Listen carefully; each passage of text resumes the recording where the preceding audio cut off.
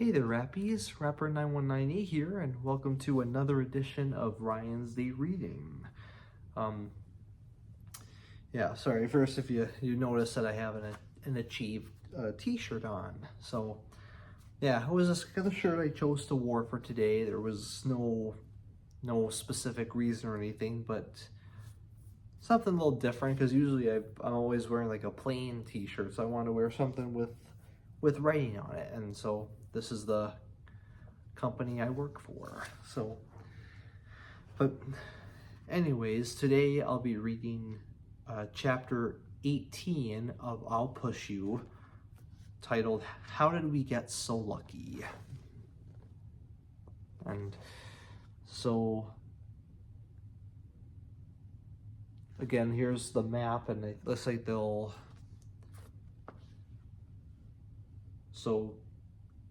Carrion de los Condes, I think, yeah, that's how it is.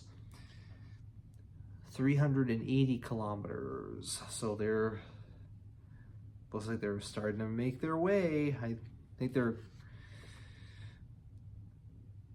so again, a little bit of a recap from the previous chapter, how everybody has really come together throughout the journey here, and just how and this chapter will really show, it's them talking about how they became so lucky running into all the people that they have encountered and have gotten to know, and also just all of them able to open up about, their paths that they've, their path growing up, and difficult obstacles they've had to overcome, etc. So it's nice to see, and then how that love and compassion, it's like Claudia, like, even though she had that terrible experience with her father being shot to death on that New Year's Eve, which is why she was so scared of countdowns, as what the previous chapter was titled. And so, but even with that, she still managed to really show love and kindness and wanting to help Patrick and Justin out in any way she could. And it showed us how, and it said that Claudia showed us how love and kindness have the power to lift up others, and how it's really is a light that no darkness can hide from. How powerful of a thing love and compassion is, and how it really triumphs, how good really triumphs over evil. And so, all right, so now we go into chapter 18.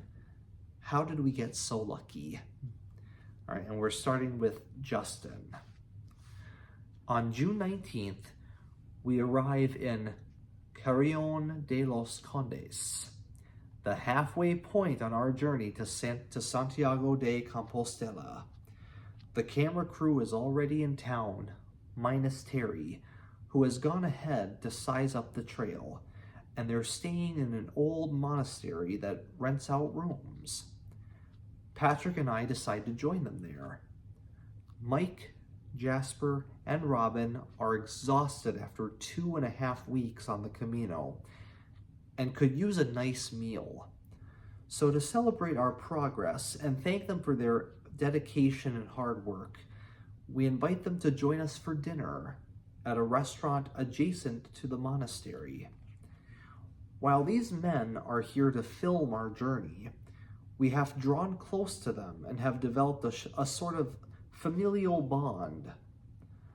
As we sit around the table enjoying each other's company, I'm reminded of what is waiting for me at home. Skype calls to my family have kept us connected to some degree, but I miss my kids. I miss my wife. Sharing dinner with Kirsten and the kids is something I haven't done in weeks. On a night like tonight, we would likely head out to the park after eating and enjoy the warm summer air. My boys would beat us there on their scooters, and Lauren would either sit in my lap as I rolled down the sidewalk in my power wheelchair, or ride her bike beside me. At the park, Kirsten and I would sit and listen to the kids play and just talk. All of this seems a world away. The next morning, we take time for some interviews with the film crew in one of the many beautiful courtyards within the walls of the monastery. These up-close and personal conversations are important for the documentary we're filming, but they also make for a late start to the day's journey. As soon as we finish, we grab lunch in Carrion de los Condes and hit the trail. The sky above us seems endless. With few buildings or hills to break up the skyline, the sea of blue appears to spill over the edge of the horizon, with only an occasional incline to break up the monotony of the flat, straight path. Patrick and I find ourselves completely alone in the vast expanse of the Meseta. Normally, we would cross paths with other pilgrims, but leaving town late means we are in between the daily waves of pilgrims walking from town to town. Rolling hills of wheat fields stretch to our right and left with no end in sight. Fortunately, the trail is easygoing, at least physically. With the ease of the trail and the lack of other pilgrims, we have taken to listening to music while we soak in the unvarying landscape. Patrick has found a cadence to his gait that keeps us moving, and each step and turn of the wheels has a rhythm that seems to match the notes of the music duo Macintosh Braun sounding in my ears. There's a meditative element to their music, and though I hear the lyrics of each song, they don't distract me from my thoughts. My mind is still with my family, and I know Patrick is thinking about his. Earlier in the day, he and I were discussing our wives. Can you believe Donna and Kirsten are letting us chase a dream halfway across the world? I asked. It is pretty crazy, Patrick said. I can't imagine life without them. But sometimes I'm surprised they love us in spite of who we are. At least that's how I feel about Donna. I know what you mean. Kirsten has been there for me every step of the way. Every appointment, every poor decision, every change in my career as a designer, every decrease in strength, and every moment of weakness. Sometimes it amazes me she's still here. Patrick considered my words before replying, It's pretty remarkable to have a woman love me in spite of many of the decisions I've made and continue to make. Drugs, pornography, career changes, and lately, a job I'm so focused on that my family takes a back seat. And now here I am spending 6 weeks in Spain with her full support. Patrick continued as he pushed me down the trail. Right now, I'm not so sure I deserve what I have, but I feel blessed to have someone put so much faith in me. I just hope it's not misplaced. Looking at the unchanging wheat fields stretching for miles all around us, I say to myself, I know we don't deserve them. How did we get so lucky? All right, now we go to Patrick. The down-tempo and ambient sounds of Emancipator in my earbuds match each step I take. Anytime I let my mind wander, it follows the trail back to my wife and family at home. What are they doing right now? Are my kids crawling out of bed, going downstairs to wake Donna? Are they cuddled on the couch, watching cartoons or reading books? If I were home, would I be there with them? Or would I have long since left for work? What are the fondest memories I have of my family? I miss the laughter of my children as I wrestled with them in the living room, or chase them through the house. I miss pushing them in the swings at the park across the street, or building with Legos on the floor of their bedrooms. I miss lying next to my wife, listening to her breathing slowly as she drifts to sleep. And it seems like a lifetime ago that Donna and I flew to southern China to meet our youngest daughter, Olivia. But I remember the joy of introducing Joshua and Cambria to their new little sister. There are so many stories over so many years, but my recent history with my family is nothing to be proud of. And now we're back to Justin again. The trail just keeps going. We can see the steeple of a small church in the distance. But after an hour, it doesn't seem to be getting any closer.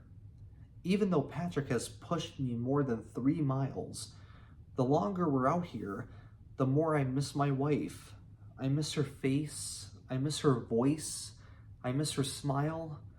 I miss her touch. This is the longest we've ever been apart, and right now I just want her to be here. Now that I'm away from her, I'm beginning to realize the many little things that she does for me. Every morning she makes my coffee, and every afternoon we find time to sit and enjoy each other's company. I miss the conversations and the laughter. I miss her stubborn streak, which rivals my own. Through all this time with Patrick and all this time away from home, I'm learning to appreciate my wife so much more. I am grateful for a woman who loves me completely and who takes care of me and our children. In her absence, I'm beginning to appreciate the unconditional love God has for me, the love He shows me through the eyes, words, and hands of my wife. See, so now I love that Justin is starting to realize that too. He's really appreciating the family that he has, and he's realizing to not, both of them have been really taking it for granted, it seems like, and now they're learning to have to cherish those precious moments with their families, that I really love. I love what this journey is doing for both of them in that regard. All right, now we're going back to Patrick. The constant landscape of unending wheat fields, combined with a steady pace and minimal changes in elevation, makes for an interesting dynamic. Many people told us how the Meseta is mentally challenging and forces you inward, but up to this point, we haven't experienced this. Now, though, the unchanging nature of our surroundings offers no distractions from my thoughts. I find myself shaking my head in an effort to brush aside what begins to fill my mind. But these thoughts, these memories, won't budge. The longer I am alone in my mind, the more they appear, and the more I don't like what I see. The humming rhythm of Justin's wheels pulls me into an almost trance-like state, and I gradually begin to see images. Random moments play on a million tiny television screens behind my eyes. Frustration with my kids, dismissive words, instances of being quick to anger, times when I have failed my wife with my words, my actions, and my selfishness. Soon I can see every time I've let down my wife, every time I've disappointed my children. My wife calls to ask when I'll be home. I tell her soon, but don't make it home for several hours. My kids ask to go to the park. I tell them as soon as I am done with, whatever, but we never make it. My daughter snuggles up next to me while I'm answering emails on my phone. I can't focus with her jostling my arm, so I get up to minimize the distraction. She looks at me, but I avoid eye contact. I have my phone at the table and answer calls from physicians late into the evening. That phone is keeping you from your family, my wife says to me. This phone is helping put food on the table, I reply in anger. Normal brother and sister squabbles among my kids are met with angst and a raised voice instead of with love and a desire to understand how they're feeling. Expectant eyes look to me for hugs or even just a smile, but I walk by, pretending not to see them. I pretend I don't see the hurt because I don't have the time or patience to deal with it. I miss you, Daddy, I hear over and over, but I don't make any change. Now, every moment I wish I could take back is staring me in the face as if to say, this is who you are. What are you going to do about it? Taking all of this in at once, absorbing all my failings as a father and as a husband, brings me to silent tears as I push Justin down the path ahead of us. I don't know what to make of this, but I don't like what I see, and I don't like who I've been in each of these moments. I've never been abusive or cruel, but I've been so neglectful and dismissive. I haven't led in love, and I have given my children and my wife reasons to question how much I value them, reasons to doubt how much I love them. I haven't spent time in Sabbath with them. I haven't pursued them. When we arrive in the next town, I am desperate to speak to my family. We find a coffee shop with Wi-Fi, and I place a Skype call, hoping they'll all be awake. When Donna answers, surrounded by our kids, the words pour from my aching heart. Cambria, Joshua, and Olivia, I love you all so much, I say as my voice cracks. I have told them I love them 1,000,000 times, but never quite like this. Cambria smiles and asks, why are you crying? Because I haven't shown you how much I love you. I am so sorry for all the times I've let you down. Joshua and Olivia tell me they love me and miss me. But Cambria, my oldest, says to me, I forgive you, Daddy, and I love you too. After some time with my kids, I ask them for a few moments to speak to their mother alone. As Donna sits in the quiet of our office with the door closed, halfway across the world, I tell her, I am sorry for every time I have broken your heart, and I know there have been many. At this point, I am crying almost uncontrollably. Donna just smiles as she takes a moment to respond. Her voice is tender, but deliberate as she says, If you never broke my heart, how would I learn to love you more? These words strike me in a way I'm not expecting. The confession of my failings has given my wife an opportunity to love me or hate me for what I have done, for who I have been. Her choice to forgive me, to look past my faults and continue to take my hand, strips my failures of any power in my life. This never could have happened if I didn't trust her with all of me. As weird as it may seem, being entirely accountable offers others an opportunity to show the depth of their love. It gives them the opportunity to demonstrate how there are no conditions to their love. Though Donna said it only once, I keep replaying her words in my head. If you never broke my heart, how would I learn to love you more?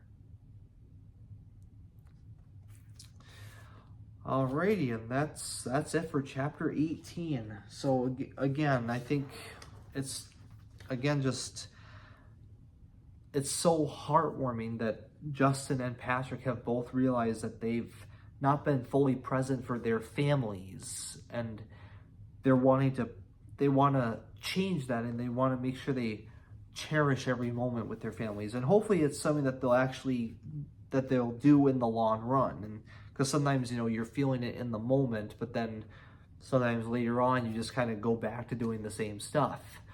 But I hope this actually serves as, from this moment forward, like in the long run, is what I'm hoping for. So, but I love that they are, it does sound like they are willing to change for good, like once and for all, like, and really put their family first. Their families first, sorry. And also, this is good for me too, because if I have my own family someday, I don't want to make those mistakes.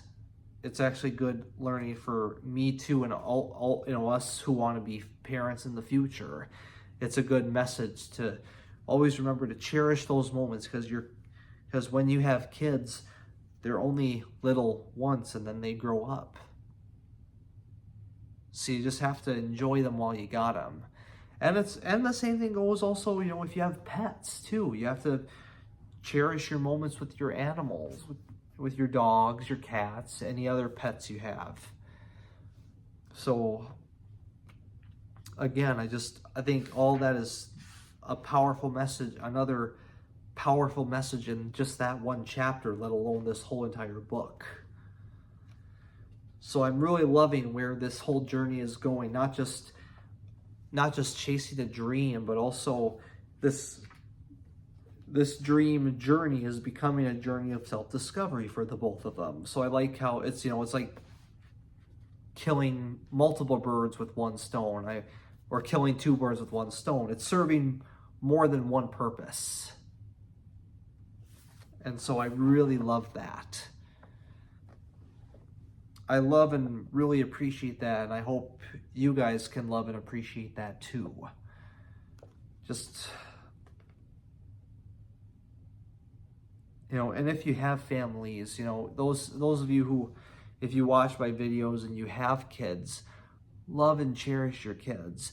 I know I'm not a parent myself, but, well, with me having, with my current family, living at home and having dogs, being around people and also having friends, just, having David to talk to, and there's, I get it's the same concept. I have to just, sometimes they might drive me up the wall sometimes, but I love them and cherish them with all my heart overall, and I appreciate them being here while they are, and I'm sure hopefully they feel the same for me too. I know they do. I know they do.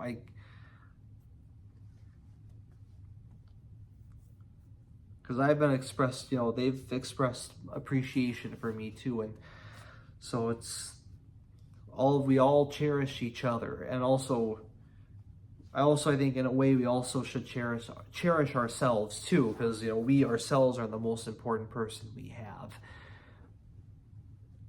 Gotta make sure you cherish and take care of yourself before you cherish and take care of others too.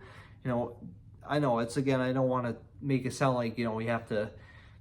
It may sound like a selfish thing, but that's how it works. And you have to have that balance between selfish and selfless. You cannot be too selfish or cannot be too selfless either. So you just have to it's important to have a balance between the two. Again, I know I feel like I just want to keep going on and on because I really want to really make sure I can help share that message in this. Cherish the precious moments with your children, with your pets, with your families, with your friends. Anyone who, with everything and everyone in your life. And again, just be thankful for who and what you have in your life. And don't complain about what you don't. Please, I cannot stress it enough. I really cannot. And I just hope that message can really get out. I love when I can help spread these positive messages. It really means a lot to me when I can do that. If I can do that. If it actually is reaching a lot of people. Which, again, I really hope this does. That's why I do that's what all my videos are for. Some of them, you know, the karaoke covers are for entertainment, but all my other videos and, you know, my YouTube shorts and also posts on my YouTube community as well. It's all about just spreading positivity, spreading, you know, positive messages, which I feel like we really need more, you know, just, it's necessary. I feel it's absolutely necessary, and especially when the state of the state our world is, you know, the poor state that our world, you know, the state of our world, the state of our country and the world. I feel like it's needed more than ever. A need to spread some positivity around, positive messages, and just some, you know, just kindness, encouragement, inspiration, all, you know, different words of that sort.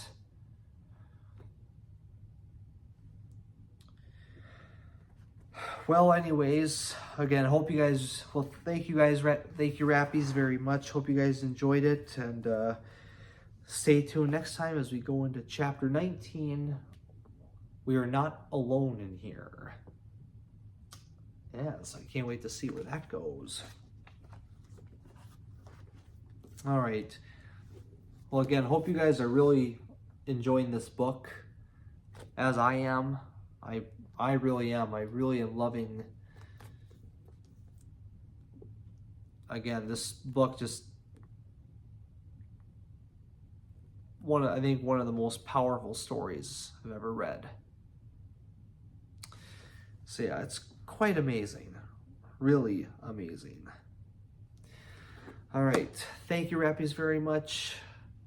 Love you to death. God bless. And until next time, I'll see you later. All right? Bye.